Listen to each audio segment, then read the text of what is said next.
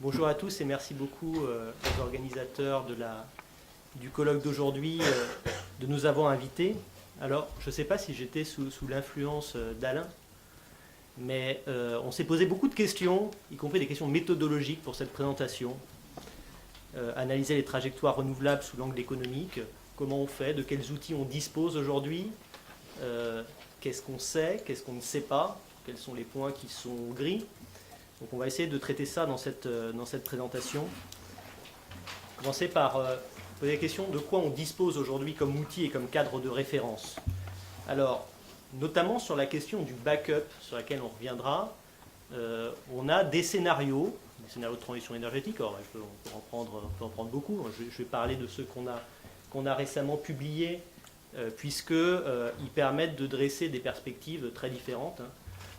Selon des avenirs où il peut y avoir beaucoup ou pas beaucoup de nucléaire, beaucoup ou vraiment beaucoup de renouvelables, peu ou très peu de moyens thermiques, mais en tout cas, il y a beaucoup de choses qui peuvent changer. En tout cas, dans ce type d'études, on peut se rendre compte des moyens à mettre en œuvre pour garantir la sécurité d'approvisionnement. Et donc, c'est un des éléments associés aux renouvelables. Il y a d'autres questions qui sont des questions qui renvoient au fonctionnement à court terme du système électrique. Comment on gère l'incertitude, comment on gère la variabilité. Là, on a une méthodologie qui a été construite dans le cadre d'une étude qui s'appelle Réseau électrique intelligent et qui permet de voir comment différentes formes de flexibilité peuvent être intégrées au système électrique pour faire face justement à la variabilité de certaines sources de production.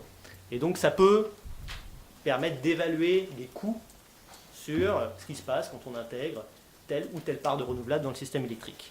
Et puis enfin, il y a des questions qui sont relatives au réseau. Là, c'est un élément sur lequel on a des chiffres à court terme. Donc Antoine Jourdain en a parlé sur les S3RENR. En revanche, je pense qu'on n'a pas forcément beaucoup d'éléments sur l'évolution du coût, notamment du coût de réseau de transport sur 10-15 ans dans des scénarios de transition énergétique.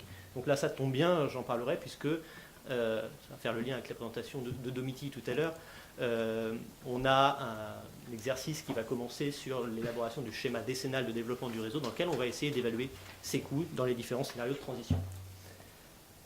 Lorsqu'on a essayé de traiter ces questions, on s'est affronté finalement à deux thèses un peu extrêmes sur la question des coûts des renouvelables. Alors, il y a une première thèse qui consiste à parler uniquement des LCOE et de rien d'autre. C'est-à-dire de considérer qu'il suffit de comparer le LCOE de différentes technologies, renouvelables, technologies de production conventionnelle, et puis on a une réponse sur les coûts. Alors bien sûr, ça donne des éléments, je ne vais pas le nier. En revanche, ça néglige le fait qu'il y a des services qui sont rendus par les différentes filières et qui sont différents. Donc ça renvoie au profil de production, à la garantie capacitaire, à la localisation des flux sur le réseau. Et là, vous voyez, je ne parle pas tant de renouvelables, ça c'est vrai pour toutes les filières. Par exemple, en France, comme dans d'autres pays, le dimensionnement des réserves est lié à la taille du plus gros groupe de production. La taille du plus gros groupe de production, c'est un réacteur nucléaire. D'ailleurs, ça peut évoluer si on change, si on a un nouveau palier nucléaire. Donc, ça veut bien dire que ce type de raisonnement n'est pas applicable uniquement aux renouvelables, il peut être appliqué à toutes les filières de production. Et puis, on a une autre thèse, également extrême à notre sens, qui consiste à projeter un coût d'ensemble en imaginant un système qui serait entièrement redondé. Donc on se dit, il faut que quand je mets des renouvelables, je puisse avoir à côté les moyens de production ou les moyens de stockage qui permettent de 100% du temps d'alimenter la demande, souvent sans tenir compte du foisonnement ou sans tenir compte du fait que nos critères de sécurité d'approvisionnement ne nécessitent pas de faire passer, d'alimenter dans 100% des cas la totalité de la consommation. Et effectivement, je vous remercie de l'avoir dit tout à l'heure, l'utilisation du délaissage de consommation, ce n'est pas le blackout. Ça n'a rien à voir. Le délaissage de consommation, c'est une activité maîtrisée, ponctuelle, potentiellement peu profonde. Le blackout est quelque chose que vous n'avez pas envie de voir. Et nous non plus. Voilà. Donc ça fait deux thèses et on a... je pense que, même s'il y a des versions un peu modérées des fois de ces thèses, on les entend quand même parfois dans le débat public. Alors, quand on arrive sur les scénarios de transition énergétique, bon, on s'aperçoit assez rapidement que on n'est dans aucune de ces deux thèses extrêmes. Par exemple, qu'on regarde dans les 4 scénarios qu'on a tirés jusqu'en 2035, le scénario Ampère, c'est un scénario où on rajoute un peu plus de 100 gigawatts de NR, on enlève 14,5 gigawatts de nucléaire. Dans ce scénario-là, il n'y a pas besoin de nouvelles capacités thermiques en France. Bon. Dans le scénario Volt, non plus. Dans le scénario Hertz, on rajoute 70 gigawatts de NR, on enlève 24 gigawatts de nucléaire, on assure la sécurité d'approvisionnement en rajoutant 3 gigawatts de capacité thermique et 3,5 gigawatts d'effacement. Ça peut permettre de faire un premier calcul. Scénario Watt, qui est un scénario à 70% de NR en 2035, on a retiré 55 gigawatts de nucléaire, on assure la sécurité d'approvisionnement à 14 gigawatts de capacité thermique, 3,5 gigawatts d'effacement. Donc on n'est ni dans il n'en faut pas, ni dans on redonde complètement le système. Là, je vais encore une fois être tout à fait d'accord avec vous. La bonne méthode, c'est celle qui a été proposée par Romain Girard, c'est de faire une simulation propre et de comparer des coûts de mix. Et c'est très difficile quand on fait ça d'attribuer spécifiquement une part du coût au renouvelable, une part du coût au thermique, fossile, une part du coût au nucléaire. Donc il faut faire une simulation détaillée de l'équilibre offre-demande en respectant tous les fondamentaux, donc une modélisation sur la maille géographique pertinente. En l'occurrence, c'est la France et ses voisins, ça ne peut pas être la France seule. Un pas de temps suffisamment fin, probablement le pas de temps horaire permet déjà d'avoir de bons résultats. Intégrer les aléas qui pèsent sur le système électrique, tenir compte des aléas sur les flux et sur le réseau, donc globalement on essaie d'intégrer toutes les contraintes. Et puis il faut une métrique de calcul des coûts adaptée aux enjeux. Là, je tiens à dire qu'il y a un certain nombre de calculs sur les scénarios de transition énergétique qui se base beaucoup sur les investissements. En réalité, les investissements, c'est une métrique. On peut regarder les dépenses annuelles. Elles peuvent être nettées ou pas de la balance commerciale des échanges électriques. On peut passer en coût annualisé futur, en coût annualisé passé futur. Donc voilà, il faut trouver la bonne métrique. Et dans l'exercice que je mentionnais, on a essayé de montrer d'ailleurs ce que donnaient les scénarios avec ces différentes métriques. Alors vous allez dire, bon, raisonnement intéressé, ils ont un modèle, des ingénieurs à lunettes pour faire tourner le modèle, et ils nous disent que ce n'est pas possible de faire une analyse avec des LCOE et des coûts. Alors, non, ce n'est pas ce que je dis. Je pense qu'en complément du fonctionnement des modèles, on peut s'essayer au jeu de trouver des ordres de grandeur pertinents pour les différents types de coûts. Alors ça présente un double intérêt. Ça présente l'intérêt d'avoir des ordres de grandeur et puis ça présente l'intérêt d'avoir également de comprendre le résultat des modèles. Ça peut permettre, quand on voit une différence entre ce qu'on calcule en faisant un raisonnement de coin de table amélioré et un raisonnement d'un modèle, ça peut permettre de comprendre le modèle et d'ailleurs le limite du modèle et les limites du raisonnement de coin de table. Pour autant, c'est quand même pas facile. Donc si on regarde et qu'on compare des coûts complets de différents types de scénarios, on va pouvoir retraiter, si jamais on a une bonne évaluation des coûts de réseau dans les deux scénarios, on va pouvoir enlever les ENR, et puis on va se retrouver avec des capacités thermiques, on aura un mélange de coûts fixes et de coûts variables. Ça ne va pas être facile, extrêmement facile, de déterminer dans ce mélange coûts fixes, coûts variables, ce qui est spécifiquement du coût de backup, ce qui est spécifiquement une capacité qui a été maintenue pour garantir l'inertie du système électrique, pour les différents types de réserves. Donc, ce qu'il faut, c'est déjà lister l'ensemble de ces postes de surcoût et les définir proprement, comme ça a été fait tout à l'heure, je ne le refais pas. Définir une méthode de calcul et de décomposition de ces différents postes de coût et essayer d'évaluer leur sensibilité aux effets de seuil notamment et à la situation de départ. Je pense que c'est la seule façon propre de raisonner sur cette question. Alors, j'ai essayé uniquement sur un poste qui est le coût de backup. Alors déjà, quelle définition?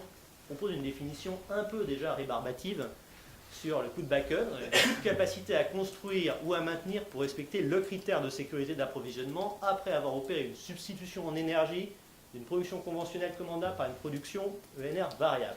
Je pense que c'est la définition qu'on pourrait prendre pour les coûts de backup. Et vous allez voir que dès maintenant, ça se pose la question de la substitution. Et si on regarde les différents types de scénarios, vous les voyez ici, je trouve que les énergies renouvelables se substituent à des choses différentes dans les différents scénarios.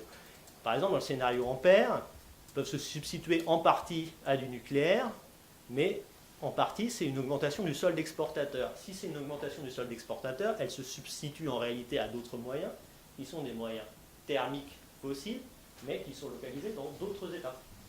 Donc ça se substitue bien à quelque chose, mais ces sources de production ne sont pas en France, elles sont bien thermiques, mais elles sont ailleurs. Et puis, il y a une réduction de la production thermique en France. Dans le scénario Hertz, ou par exemple dans le scénario 100% renouvelable de l'ADEME, mais qui est sur 2050, elles vont se substituer à terme à du nucléaire. Bon, dans le scénario Volt, ça va être encore plus des exports, donc encore plus de la substitution à des sources, à des moyens de production thermique qui sont localisés dans d'autres États. Donc le type de substitution dépend beaucoup des scénarios qui sont utilisés. Et donc forcément, quand on va calculer les coûts de backup, on va avoir des résultats qui sont très différents. Ça va dépendre des scénarios, des leviers qui existent pour assurer la sécurité d'approvisionnement, qui peuvent être localisés en France ou dans d'autres États. Par exemple, dans le scénario Ampère, ce n'est pas parce qu'il n'y a pas de nouveaux moyens thermiques en France qu'il n'y a pas l'utilisation de moyens thermiques qui sont localisés en Allemagne ou en Belgique.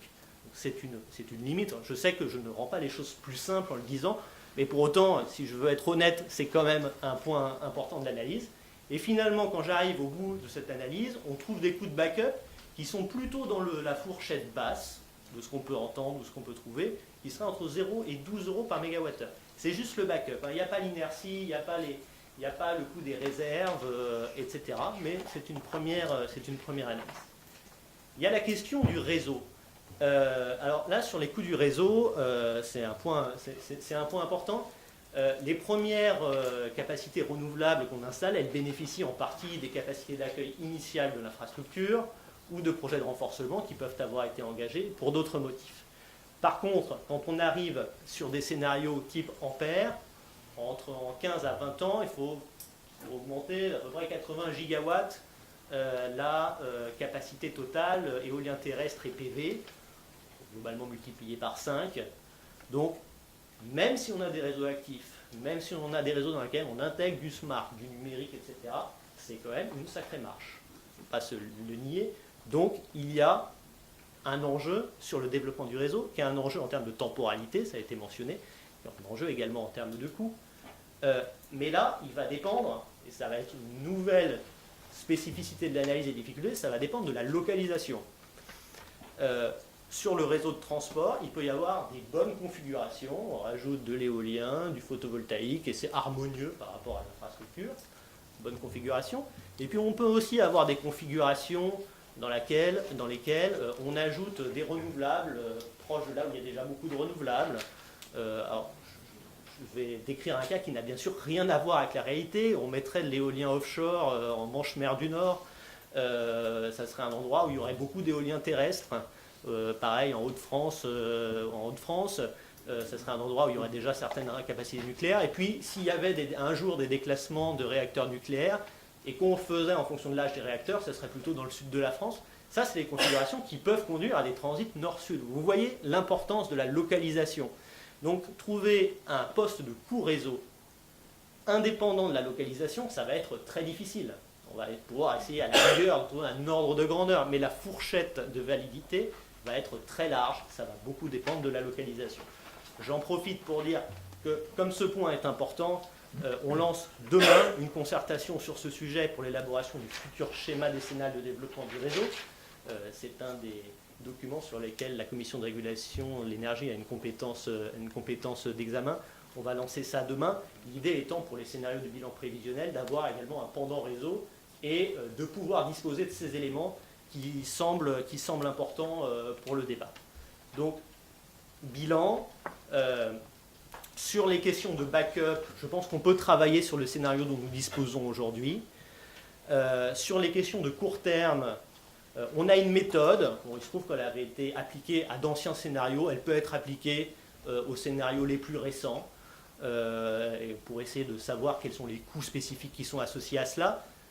En disant à chaque fois, je pense qu'il faut le répéter parce que c'est peut-être un petit peu sensible, que ces coûts-là ne sont pas forcément attribuables aux énergies renouvelables, ils peuvent être attribuables aux différentes composantes du mix électrique.